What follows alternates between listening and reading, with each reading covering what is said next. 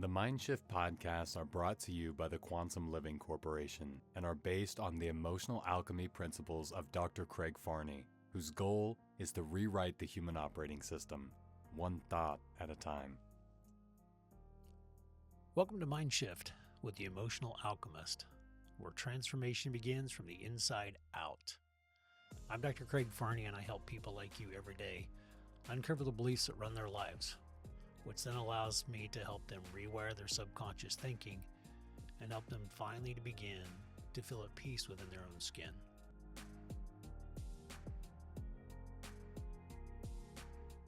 Welcome back to the Mindshift podcast with me, Dr. Craig Farney, your emotional alchemist. And today I have a very special guest, Francois Geges from Dream to Reality Media. Francois and I are in a BNI group together here in Wichita, Kansas, the Air Capital Elites. For those of you that are not familiar with BNI is a business networking group. And one of the things that we do in BNI is we have regular one-to-ones where we meet one-on-one. We discuss our business, we discuss our goals, we discuss how we can help each other.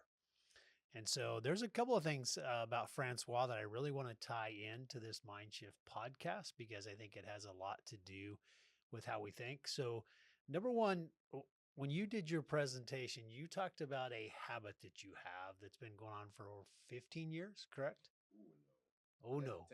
10. 10. Okay. I gave you more credit than. I know. Yeah. So Francois gets up every morning at 3 a.m. Most mornings. Okay. So I'm giving you a lot of credit, aren't I? You are. And Chris did the same thing too. Yeah. And I was like, no, I mean, it's the goal. Yes. That's what I'm aiming Right. for, aiming at, striving for, but it's not always the Right. case. So here's actually what I want to drive towards, though, is why did you start the habit and what helps you or why do you sustain it? What's the thinking behind it? Because the whole point of my podcast is to change the way we think.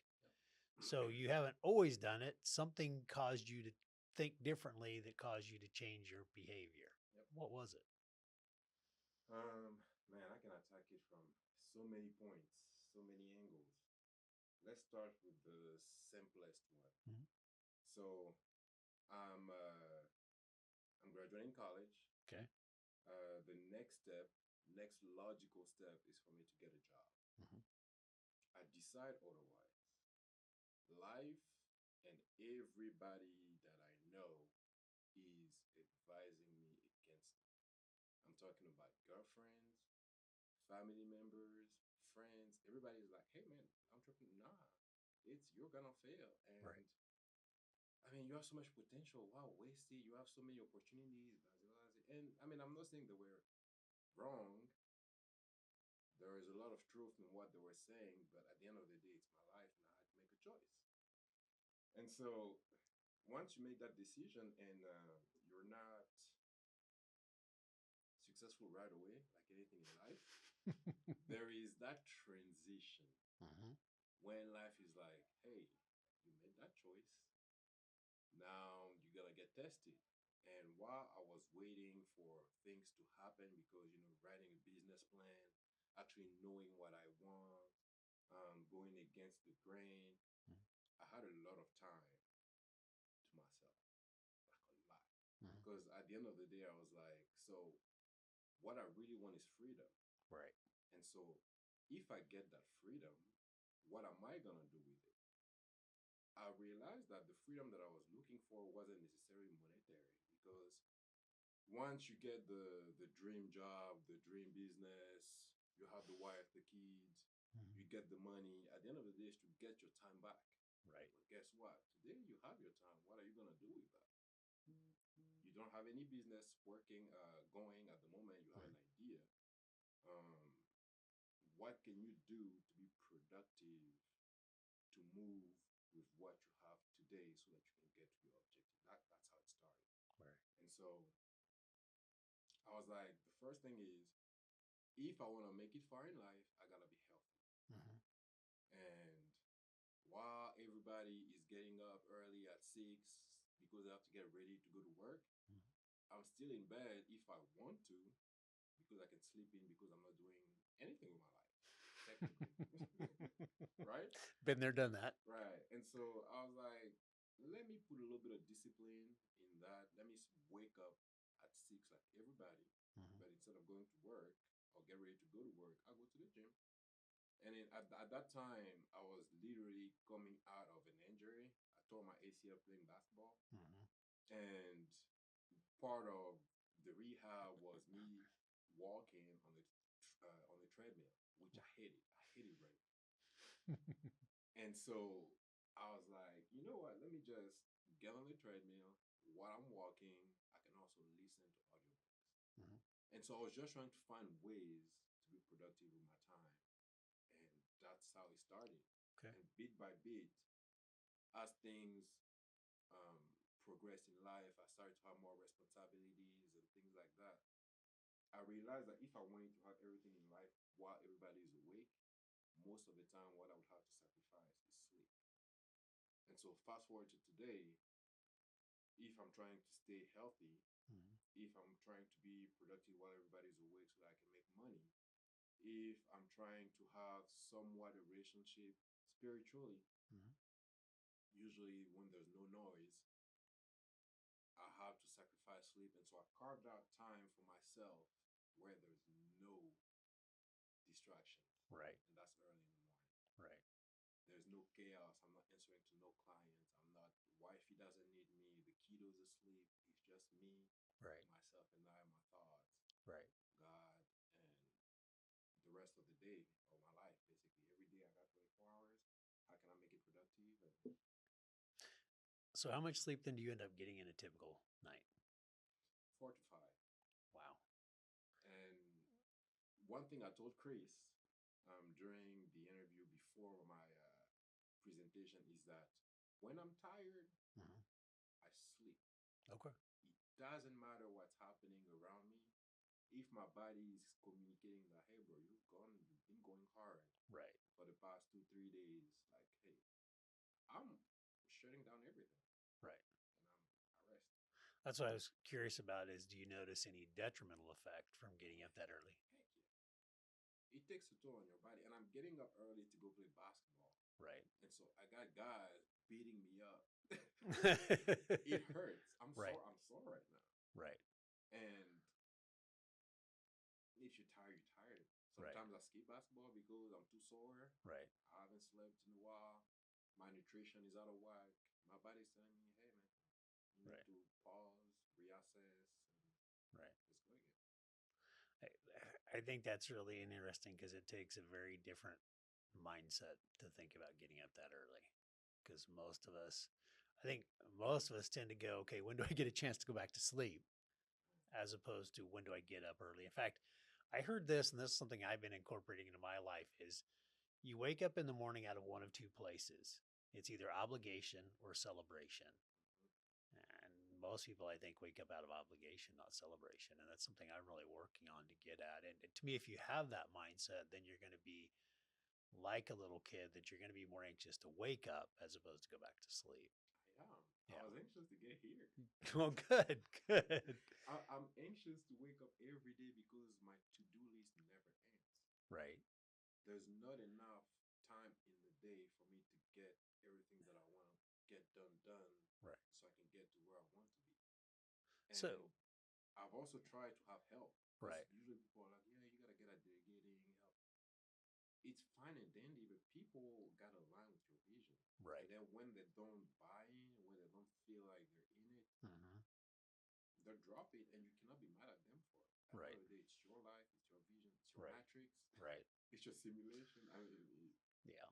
One of the things I've done, I I have that forever to-do list also, and I'm really changing the thought of that is instead of it being a to-do list, or what I might modify it to is choose to-do list.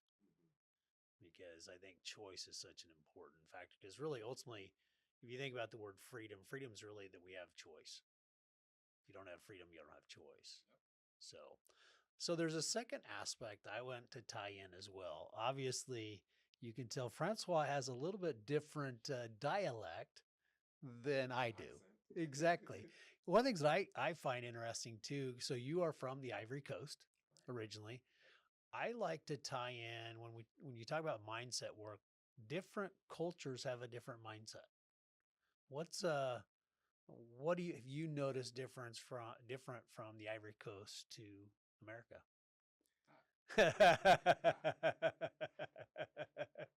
I, Too big a question, huh? it's a very good question, and I'm gonna put it bluntly. Please do.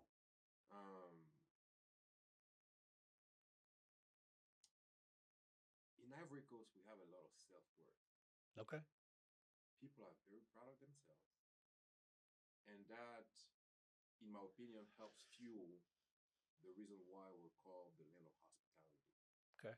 You gotta love yourself to a certain point Right. that you feel like you have what it takes to house people, to make them feel good about your place, Mhm.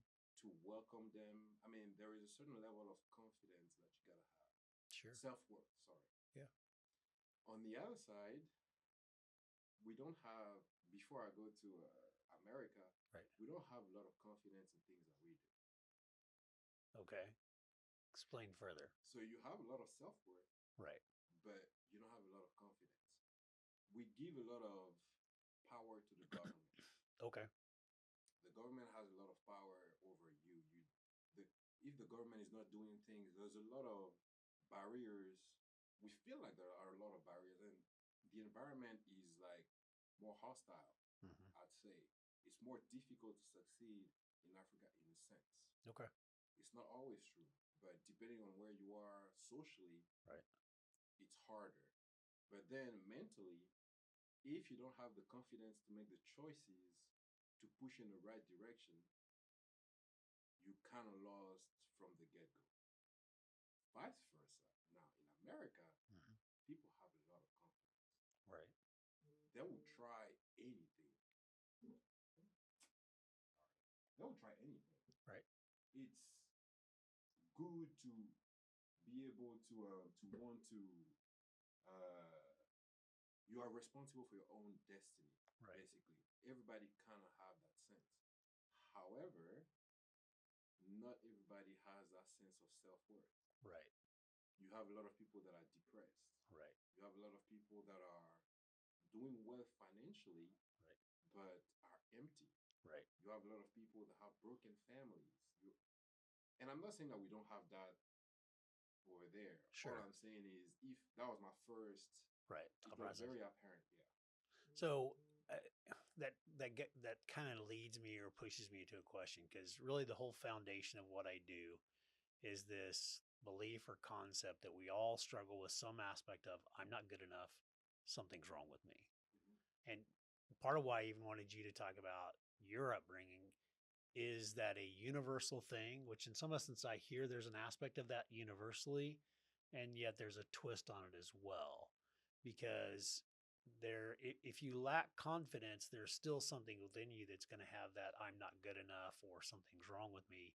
And yet you still have that self value, which is going to have less of that. So does that make sense? And do you agree? It's when you have the right community around you. So Hmm. in an ideal scenario, Right. in the perfect world, when you have a lack, you have somebody that is next to you that can complement. Okay. And that's where a good functioning community comes in play. Right. In Ivory Coast, we have a sense of community. Okay. Even when we don't have a lot, because people are poor, Right. the minimum, the little bit that they have, they will still split it because sharing is very encouraged. Gotcha. It's a culture thing. Right. Here, there's a lot of self. Hmm. It's selfish, and at the same time, it shows all of the flaws that people have, the cracks that you have within, as soon as pressure is too much. Right. And so that's where, you have it. I don't know if that answers the question. It does, because it also makes sense to me too, because that also answers the difference you talked about too, as far as confidence and self worth.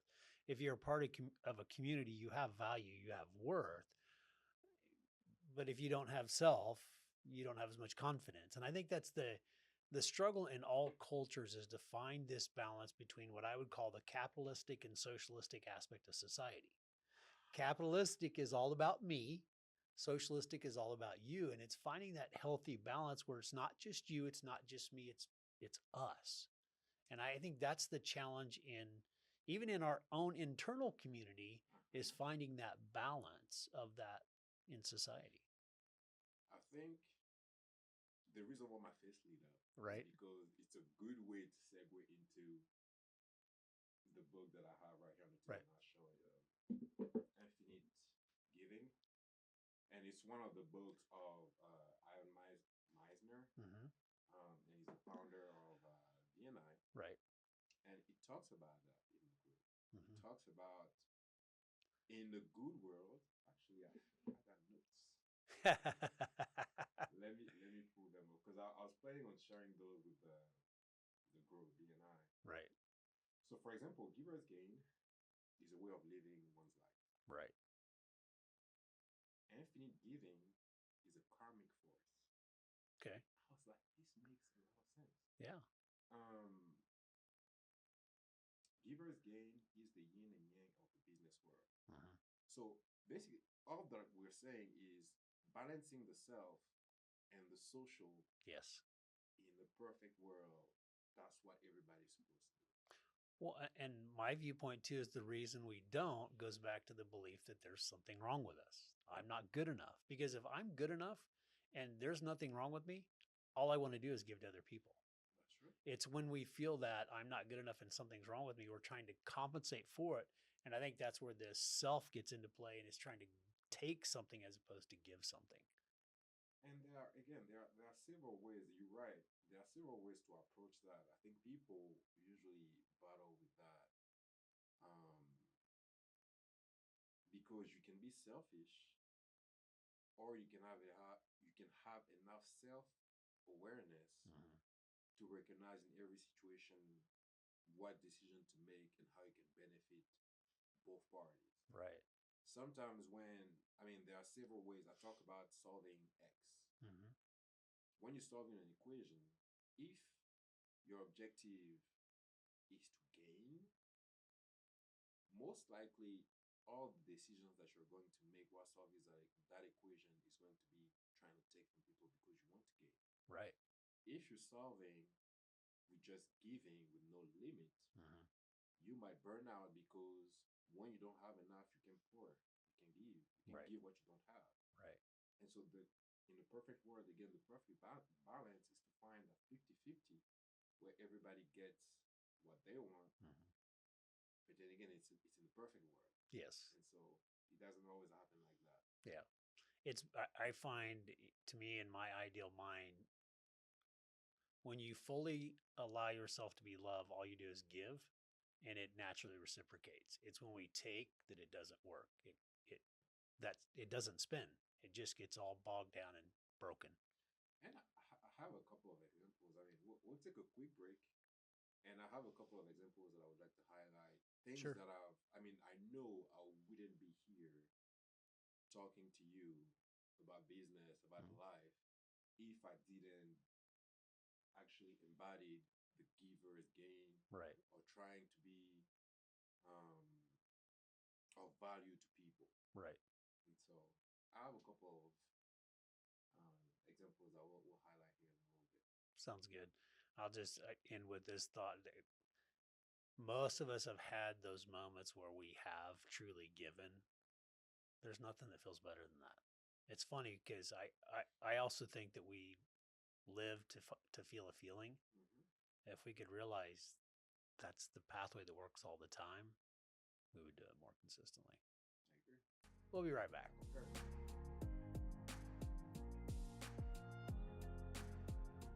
Welcome back. Hey. So we were just having a little conversation here for a sec about recording or not recording because he had paused his recording and I didn't so I had an interesting experience with my cousin who you met. We sat, excuse me, we sat in here for probably 2 to 3 hours just talking. And what I found now, we didn't record it, But what was interesting is we had the headphones on and the mics on, and we talked for about 2 to 3 hours around the word should. And I'm like, man, we should have recorded that. And it was, so we missed out on some gems. Yeah. But So it's that's like, why I left mine recording, because even in our conversation, there's little gems that may not go on the podcast itself, but facts. yeah, just could be stuff later on. So continue. You had a So couple yes, examples you wanted to share. a couple of examples. Maybe we'll do one, maybe we'll do two. Yeah. The first one, I wanted to talk about, actually, let's do two because it gives more context. Mhm. The latest project that I just completed um, started because I gave first. Mhm. And so I was hanging out at the pool with my son at my apartment complex. Right. And there's a guy that I know that we went to Wichita State University together. I mean, he's been in Wichita, he's known. And I was like, man, I never worked with an artist before. He's a singer. I Right. know him as a singer. He's Okay. also an engineer. At the time, he was an engineer for Spirit. Okay. He's also an engineer. I was like, huh, let me just. So he was walking by. He parked his car. He was walking by.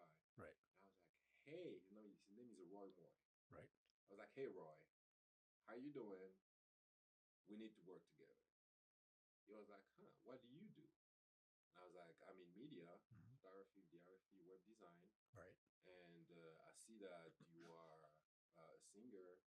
And before I was even done telling him like what I was, he was like, I'm about to jump full time as an entrepreneur. I'm quitting Spirit. I was like, and we started talking about the universe, how things, Right. coincide. But basically, I was like, hey, do you have any project that you're working on that you feel like I can help? Those are the services that I have. Right. Pick one. He was Right. like, you know what? I have a couple of outfits. Let's do a photo shoot. Okay. I was like, cool. I have my equipment upstairs. Right. Let's do that. We pick today, put it on the calendar. He got a free shoot. Fast forward, we had another shoot where it was like, hey, I don't have the money to pay you Right. what you're worth. However, this is what I have coming up, and this is my budget. Right. Let's make it happen. Yes? Yes. I didn't get paid what I would get paid usually. Right. I went from free to discounted service. Right. I earned a client. Right. And then fast forward, he's like, I'm also going to Houston because I have tours. I have tour dates. Right. I was like, hey, I would love to tag along and videotape some of that. Right. And it's content that you can use, Right. later on. Right. He was like, hey, good idea. I still don't have the budget for it because, I just jumped full-time as an entrepreneur. But Right. this is what I have. Would that work? I'm like, hey, man, I'll do it. Right. Same thing again. Even though cost-wise, I probably took a loss on that project, Right. it's still in the mindset of I'm giving. Right. I know what I have. I know what it's worth. Right. I know its value. But at the end of the day, it has no value if it's not helping the people that I want to help, which is ideally my clients. Right. And so, same thing. Give again. But then after that, he had another project. It was like, this time I got money to pay you. This is what's coming up. Right. I got you. And then we had another photo shoot. Right. And fast forward, that was like in February. Right. Fast forward to May, he's like, hey, I got this project coming Mhm. and I can pay you. And so just the progression, and that was Right. Over the span of maybe 9 months. Okay. But that all I'm trying to say is once you understand the giver's gain, Mhm. once you know your self-worth, once you know what your mission is, what you're trying to accomplish, and Right. everything aligns, it's only a no-brainer. It doesn't make sense if you don't do it that way. Right. So Cool. I don't want to jump into the second example. You Or don't want should to. I? Well, let's do this It's the because same. It's the same thing. right, It's just a different with a different different client, client. but it's the same concept. You Right. first, and then So one of the things that I want to touch on is what we talked about in between the sessions is what we were taught. mhm, That we talked about, the concept, and this is one of the things that I tie in with what I do is the concept of I'm not good enough or something's wrong with me is what we were taught. mhm, We don't necessarily come in the world born that way. We'd learn to think that way. And that's one of the biggest principles of this whole podcast to me is we have learned to think in a certain way. Some aspects are beneficial, some aspects are detrimental. And if we can unlearn the detrimental aspects of what we've learned and replace them with healthy thought processes, then that changes how we feel, it changes how we behave, it changes our life. And so that's kind of what you're even talking about in your examples.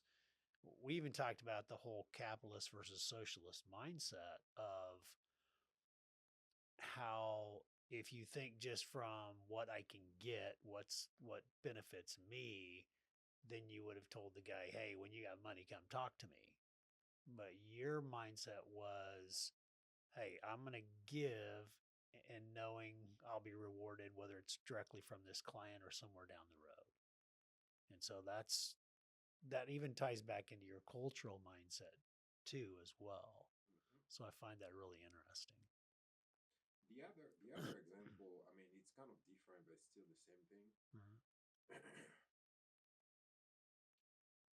If you in the giving aspect, I I always get feedback from other people that Right, are not in my shoes that are telling me that I'm giving too much, right, that I'm too generous.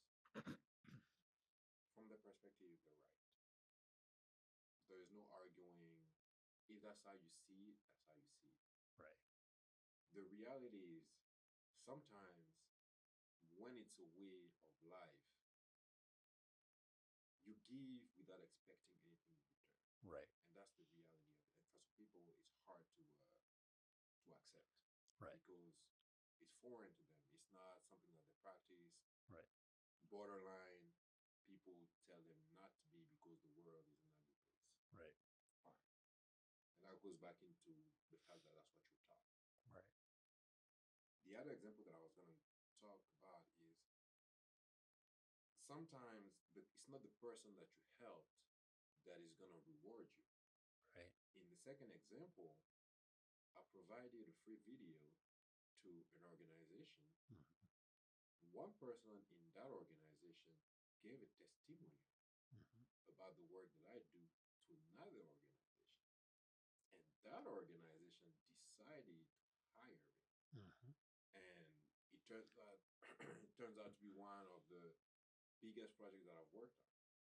And so again, it might not be and before I got to do the first video for that organization, it's a relationship that I had to develop with somebody over 5 years. Mhm. We were seeing, we're meeting, and I've talked about that. I mean, I'll talk about it on another podcast, but I've been playing basketball with that person for almost 5 years. And is And that early in the morning thing too? yeah, you know what? I don't even know why I'm trying to like hide names or so good friend of mine, Mhm. big brother, client, Mhm. Jose Gutierrez, with Farmers Insurance. He came to BNI Mhm. as a visitor once. We played basketball together for 5 to 6 years Mhm. straight at 4:30 in the morning. Wow. And he never occurred to him to invite me to come present to one of the groups, Right. nonprofits that he's involved with. Right. One day after the game, he was like, "Hey, I'm involved with this group, the YMCA men's group. We play at the YMCA. Mhm. There's an auxiliary of the YMCA, not a nonprofit that's called the men's group, Mhm. and we fundraise for. I say we because I joined the organization now. Right. We fundraise for the YMCA through activities. And so he was like, hey, we have a luncheon, come speak. Right. So I came, spoke about my company, what I do, Mhm. and I saw that there was a potential to help raise more funds for the Y. Right. They had a fundraiser that was coming up that is called the Korea and Chill. So Okay. like, you know what? I can attend. I just bring my camera, I tag along, I shoot some behind the scene footage, and then Right. I'll do a little something, that you guys can keep on your website later on and showcase to potential sponsors when you want to Right. talk about the event again next year. Mhm. And so I did that, Right. and they loved the video, and they were like, "Wow, hey man, like we'd love to have you on board." I wanted to join the organization because I wanted to do that on an ongoing basis because again, I love to give, Mhm. especially if it's helping Right. raising funds for the YMCA. The YMCA is a great organization. I use the facility borderline every week. Right. And so it was a no brainer. Within that organization, there was somebody, Dr. Jerry DeGrado, I know Jerry. and he's involved with the FCA. Right. And so he was like, hey, we have a fundraiser that is coming up. Right. We actually, this is the project that we're doing. We would love to actually capture things so that we can have a higher experience for our donors Right. and potentially raise more money. Right. This is what's missing. We believe you're at that piece. He said that to the director of the Kansas City. Wow. Kelly, shout out to you. Right. And so she was like, you know what? If he's who you say he is, Mhm. we have a meeting. Bring him on board. Right. Let's hear his ideas. And I came in, and fast forward to today, the team clicked. We've been working together again. All of our um, interest aligns, Mhm. and I'm not only doing it for the Lord, they're also paying me as a client. Right. I mean, it's just a synergy. Right. And then we're highlighting great stories. We are highlighting the donors that are supporting the ministry, and it's just all around perfect. Right. And so, I think you said something that's really important when you were talking about your first example too is you still knew your value and you chose generosity. It wasn't out of desperation that you were doing it. You weren't doing it out of fear. You were doing it out of faith that I'm going to give now and I know I'll be rewarded, whether it's directly from this person or in some other way. You were, that's one of the things I'm even learning personally is when we don't like what we're experiencing, when we're afraid of what we're experiencing, we seek to control the environment. When we, in fact, what I find really interesting is I was watching this podcast one time and it had nothing to do with religion or spirituality or any of that stuff. The guy was actually talking about business and he was talking about um, finances. And he said, if you, if you worry about money, you don't trust the divine. And I'm like, that's absolutely 100% true because you weren't worried about it. You trusted that you would be provided for.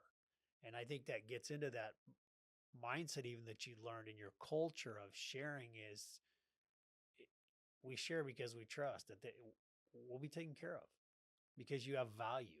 And I think that's really important point in how people interact that you can give away your services out of fear. You can give it out of away out of generosity.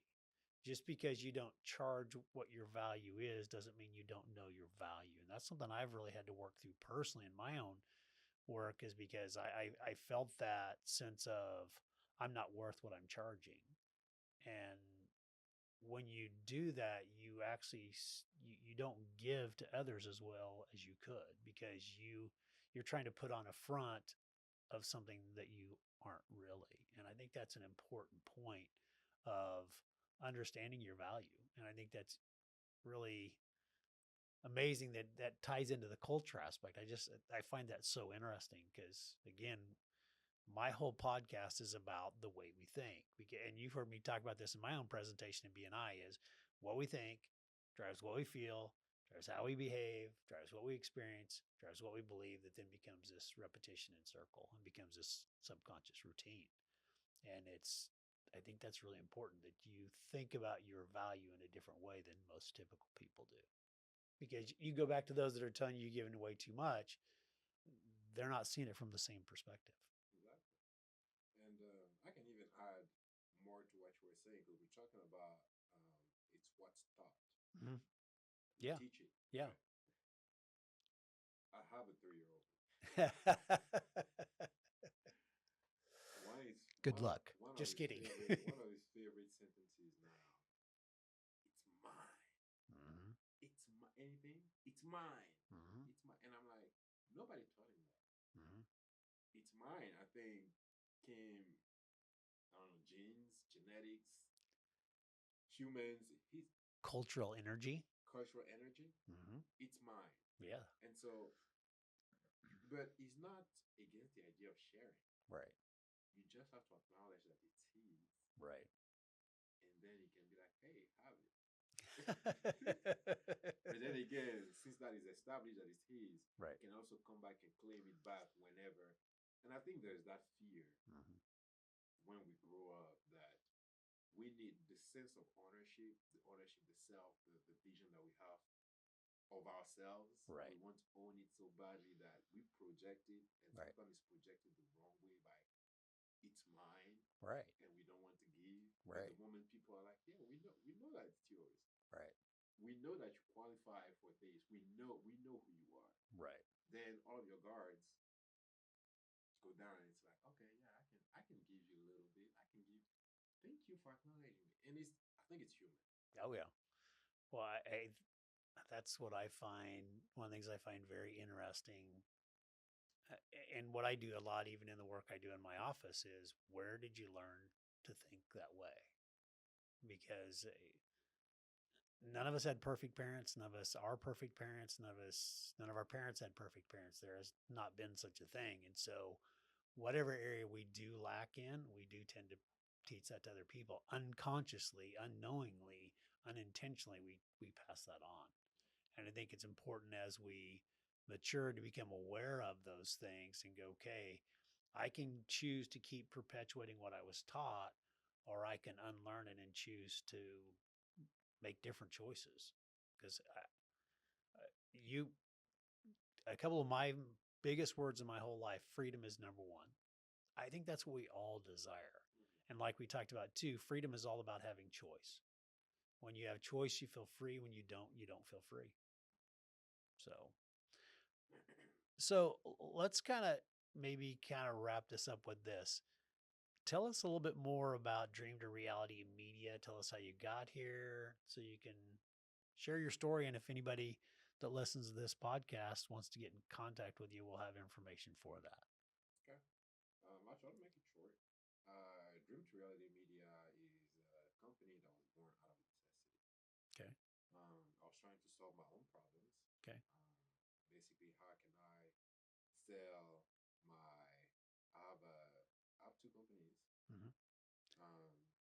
The other one is called the Mirror Billboard Company. Right. And we sell mirrors. And that company, I was trying to figure out how to market it myself. Right.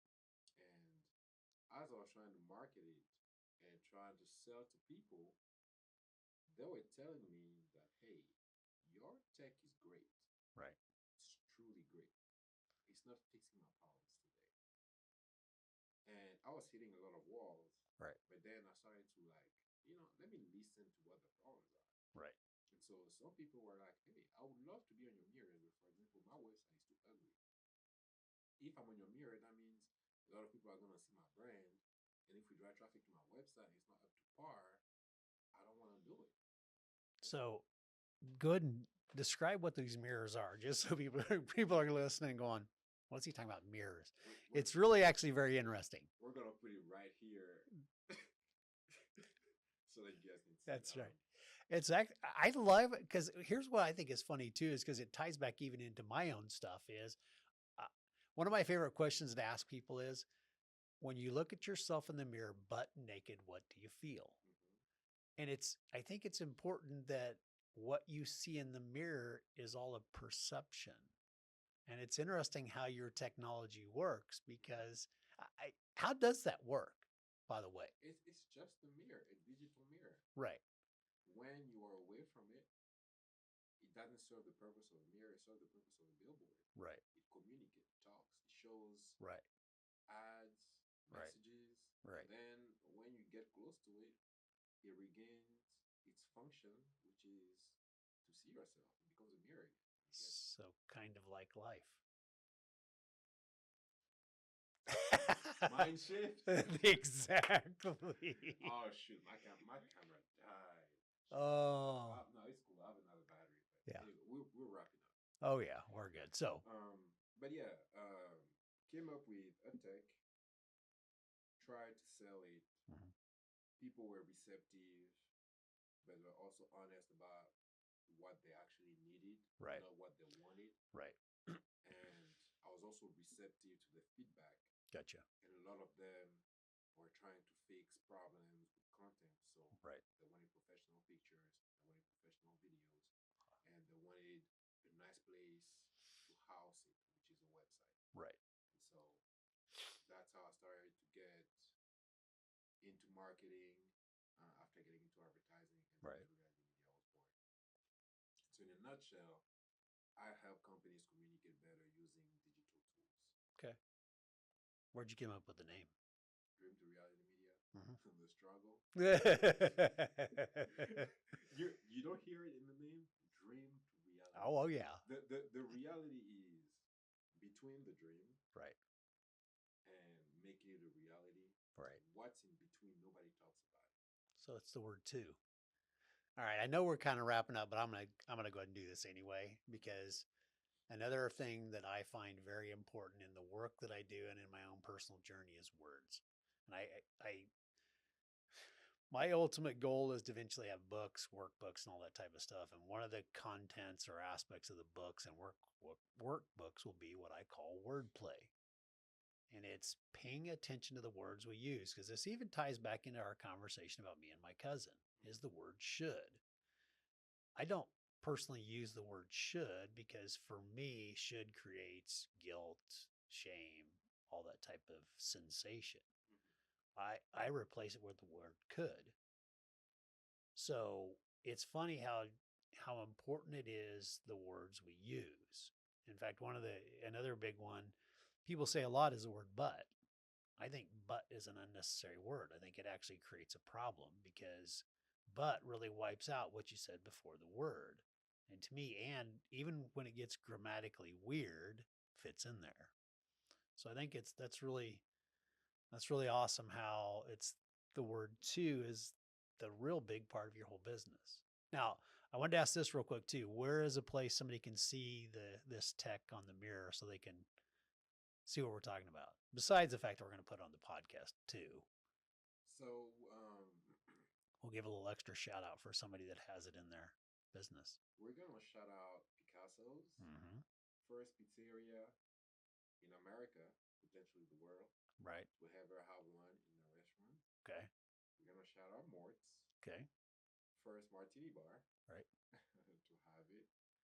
We're gonna shout out Heat, Okay.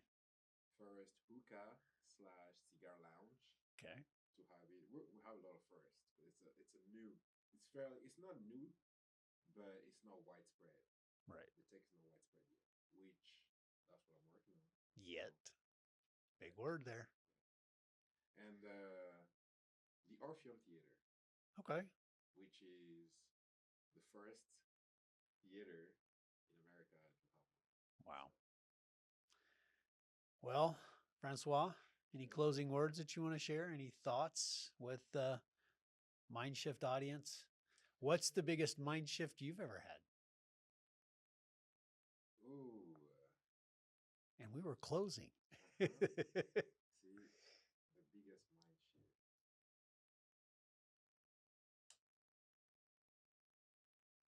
Stay open-minded. You will never know what's on the other side of the wall or outside of the box.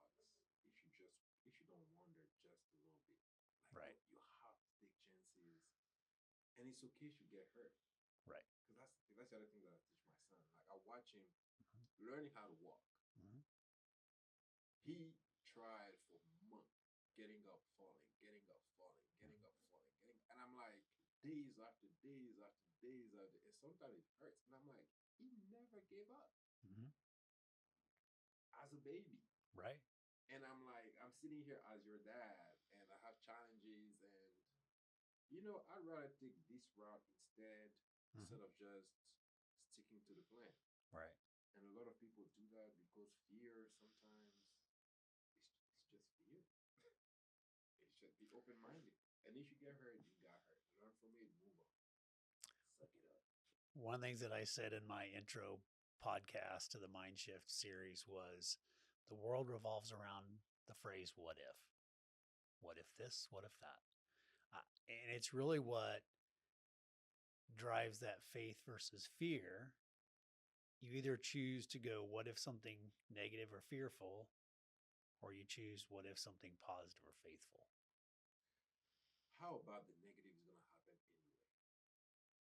Well, That's the thing. People are trying to avoid the negative. right. It's going to happen.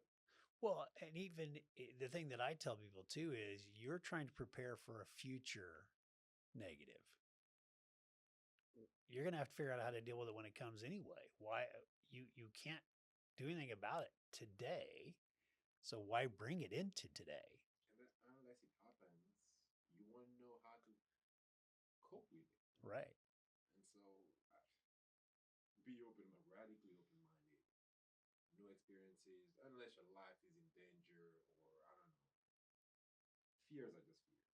And then most of the time they never manifest. That's all. Yeah. All right, guys. We'll check this guy out. He's awesome. Thanks for coming. Check this guy out too. He's awesome. All right, man. We'll talk more later. Thank you, doctor. Yep. Thank you. Thank you for joining the Mindshift podcast today. If this resonates, Dr. Farney would love to hear from you. Leave a review, message him on social media, or visit www.docerelifecenter.com to learn more about Dr. Farney and his approach to wellness. Until next time, keep alchemizing. The content of this podcast is for educational and informational purposes only and is not intended to be a substitute for professional mental health, medical, or therapeutic advice, diagnosis, or treatment. While Dr. Craig is passionate about emotional healing and personal growth, he is not acting as your personal therapist, counselor, or healthcare provider in this format. If you're experiencing significant emotional distress, mental health challenges, or physical ailments, he strongly encourages you to seek support from a licensed professional in your area. By listening, you agree to take full responsibility for your own well-being, decisions, and actions. You're the expert of your experience. This podcast is simply here to help support and inspire your healing journey.